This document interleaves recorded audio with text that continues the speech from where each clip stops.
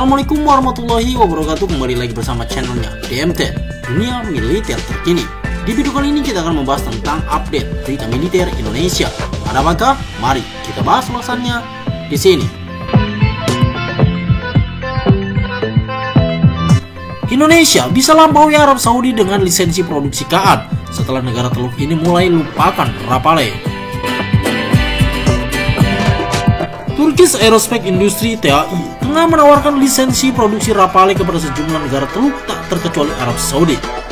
Benefit berupa lisensi produksi KAAN ini juga tampak menggiurkan dan membawa banyak manfaat bagi Indonesia jika segera meresponnya dengan baik. Bahkan ada potensi besar Indonesia untuk melampaui Arab Saudi yang belakangan ini mulai melupakan Rafale karena masih berambisi memperoleh F-35. Keseriusan TAI untuk membidik pasar negara Teluk terlihat ketika pameran bertajuk IDEX 2025 diselenggarakan di Abu Dhabi, Uni Emirat Arab pada Februari 2025 lalu. Pameran tersebut menjadi momentum bagi pabrikan pesawat terkemuka asal Turki itu untuk memperoleh potensi kerjasama dengan Arab Saudi maupun Uni Emirat Arab yang notabene bertindak sebagai tuan rumah acara terkait. Sepanjang berlangsungnya pameran itu pula, CEO TAI Mehmet Demiroglu mengakui bahwa pihaknya tengah mengalami banyak permintaan pembelian unit jet tempur maupun pengajuan lisensi produksi KAAN. Akan tetapi, seperti yang dia katakan, pesawat itu masih dalam proses pengembangan intensif sampai dengan sekarang. Sehingga pabrikan belum bisa melakukan produksi secara massal sebagaimana Korea Aerospace Industry (KAI) yang sudah melaksanakan untuk KF-21 Boramae. Ada banyak minat dari sejumlah negara, tetapi hal-hal ini membutuhkan banyak waktu dan keputusan tingkat tinggi, kata Demiroglu. Sebagaimana dikutip JournalJakarta.com dari artikel berjudul A Joint Project Turkish KAAN Fighter Program Attract Scope Interface X-Site yang dimuat oleh laman Breaking Defense pada Kamis 27 Februari 2025.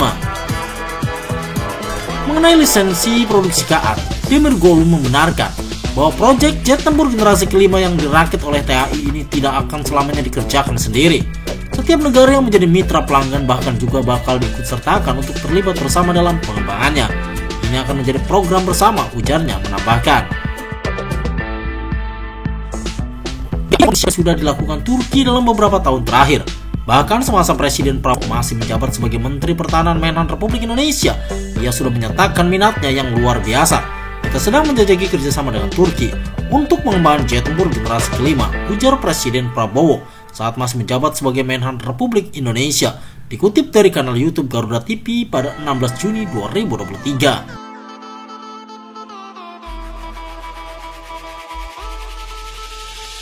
Hanya saja, kepastian dari Kemenhan Republik Indonesia untuk penawaran tersebut masih belum menemui hilalnya sampai sekarang.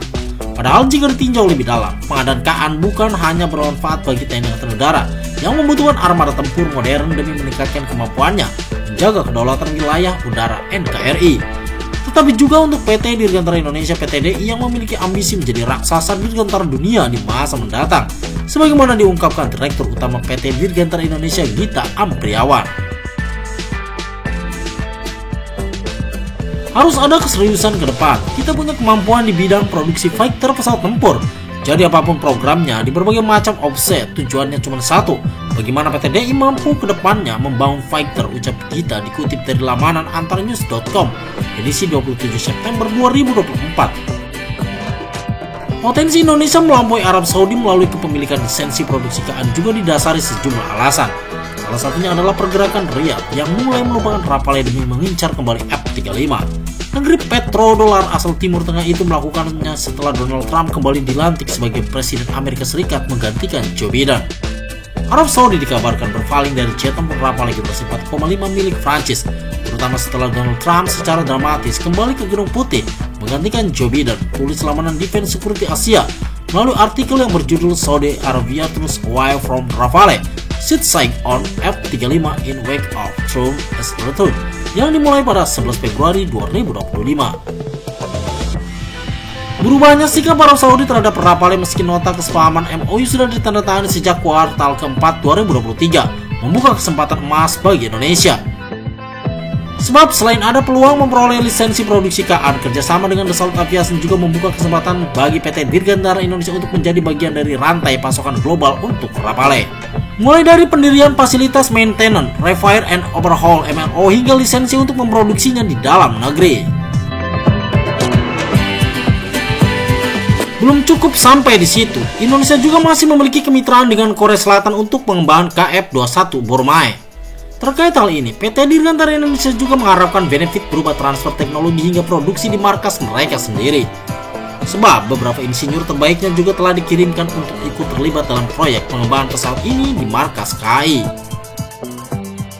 PT Dirgantara Indonesia itu sedang menyiapkan untuk mampu, itu yang pertama. Kedua, PT Dirgantara Indonesia perlu menyusun semua capaian-capaian dengan biaya itu, sehingga biaya yang sudah dikeluarkan oleh pemerintah untuk program KFX ini memang bermanfaat, murni.